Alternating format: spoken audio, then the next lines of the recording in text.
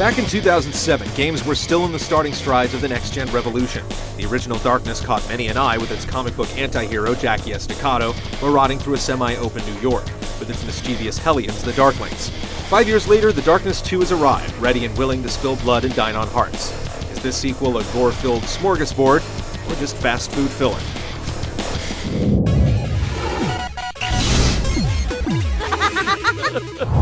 Yep.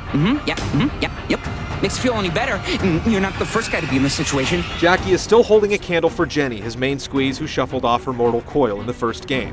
Still, that hasn't stopped him from running one of the largest crime families in the city and dating identical twins.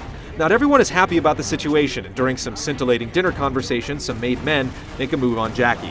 Wounded and weary, Jackie summons the sequestered powers of the Darkness to find out who's behind the hit. Mafia bravado escalates and then evaporates into cultist conspiracy, putting the Darkness itself, the demonic power that dwells within Jackie, in the spotlight. Jackie's story crisscrosses between endless killing bouts and extended stays in his penthouse, where he can chew the fat with his lieutenants or talk about the good old days with his elderly Aunt Sarah, providing some backstory for those willing to listen. An asylum also appears as either a lucid dream or dual reality, burdening Jackie with even more questions and giving players entertaining interludes. Just stay calm, Jackie. It's going to be all right. The B-movie cultists and their bad haircuts provide meager narrative fodder for the concepts at hand, the chance of redemption, and the nature of power. At least the post-credit coda simultaneously helps to tie everything up, set up a sequel, and give fans of the comic a nice little nod. Sometimes I can't tell the difference between a fruit and a vegetable.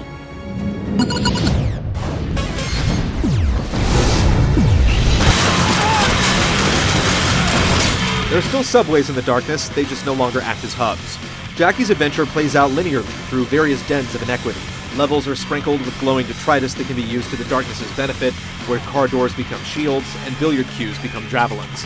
Jackie is funneled through in his pursuit, with minimal objectives beyond the occasional need to sever an electrical wire. A little leeway exploring will net relics for the new upgrade system. Slaying enemies also nets essence, which can be used to unlock new moves and executions, upgrade your tentacles, guns, darkling minions, and so forth. The black hole power and the various executions work to stand out, but many of the other perks don't feel all that interesting, with way too many focusing on boring behind-the-scenes math. The executions are particularly gnarly and net the most points and give the best bonuses, but they eventually become tedious as you watch them play out again and again. Vendettas mode is a co-op campaign that can also be played solo. It allows you to give 4 additional characters a try, with their own unique skill trees, though many individual powers are duplicates. The mode recycles the single-player game's assets with a few new twists, and can be completed in a scant 2 hours, with additional one-off missions being unlocked. You can try out other characters, but there's not a lot of draw to max out their abilities, or run through the story again and again. If there's one thing the Darkness 2 can do, it's stage an ambush. Prepare to frequently be pitted against a whole lot of guys. The game peaks on ideas about midway through when the last of the new enemies appear, though you will grow more and more powerful. Ambushes aside, there are some standout moments, like when you take direct control of the Darkling Imp. There's also what can only be described as a charming on-rails segment in a fairground haunted house.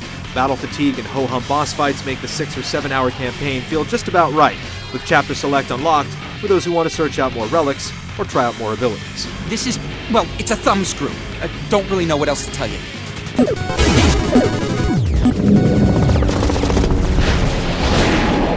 Here, this is from Vinny. Nice. With the powers of the Darkness at his disposal, Jackie is practically a god. His tentacles can vivisect his foes or hurl them like ragdolls. Guns are in no short supply either, with dual wielding being an option. The Darkness can't operate in the light, leaving Jackie vulnerable and disoriented, so there are the requisite bulbs to shoot out and generators to shut down. Barring that, Jackie is pretty tough, with every dead Goomba supplying a delicious heart that also restores Jackie's health. I'm free! Controlling the tentacles works well, with some slight analog control over the slashes, and reticles letting you know whether you can take out specific lights. Oddly enough, certain types of illumination, like that of a fire, don't seem to dampen the darkness, making it a guessing game at times as to what exactly will leave you vulnerable. How can mere mortals stand up to Jackie? By using the aforementioned ambushes and throwing countless enemies at him. The cultists also have a few tricks. Some are smart, employing enemies with spotlights to track you down as their comrades spray you with bullets. Others are annoying, like the teleporting enemies that extend fights in a way that ultimately feels cheap. Still others are genuinely interesting, like the guys who wield weird whips that can disarm you, forcing you to improvise. Executing your enemies yields health and ammo, so it's often a necessity in the big fights to endlessly pick away at a mark and then swoop in for the close quarters kill. These death sentences are when you act cheap, putting you into a state of invulnerability as the animation plays out for the umpteenth time. When playing the darkness, you have to make your own fun. At first, there are plenty of ways to keep yourself occupied, but soon enough, the maiming loses steam and new environments give way to the same old sorties.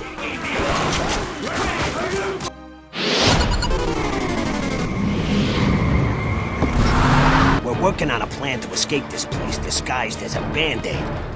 Yeah, we're not sure if we can pull it off.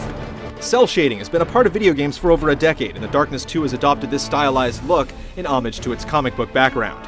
Unlike the panels and pages that inspired the game, things look the most gaudy when the action is slow or still. When things are hectic, with tentacles flying, the game looks worlds better. Textures are more detailed than most cell-shaded games, giving The Darkness 2 a more nuanced look. Be prepared for some glitches around the execution animations, and a healthy dose of stereotypical mafia accents. It was Eddie Worthing. I was otherwise engaged at the time. He was busy snorting coke off a hooker's ass. Never could multitask. Musician Mike Patton once again loses his tonsils for a deranged performance as the voice of the darkness itself. Protect the darkness. Never! The darkness is, well, dark. The Angelus is light. Darkness wants chaos. Angelus wants order. Darkness needs a male host. Angelus needs a female. Guess that kind of explains why they've been fighting for, well, forever, I guess. The darkness still packs plenty of gut appeal, with limbs being sheared and torsos torn asunder. Alas, players cannot sustain themselves on gore alone. Ultimately, the ultra-violence will whet your appetite for bloodlust, but fail to slake your thirst for a truly great game.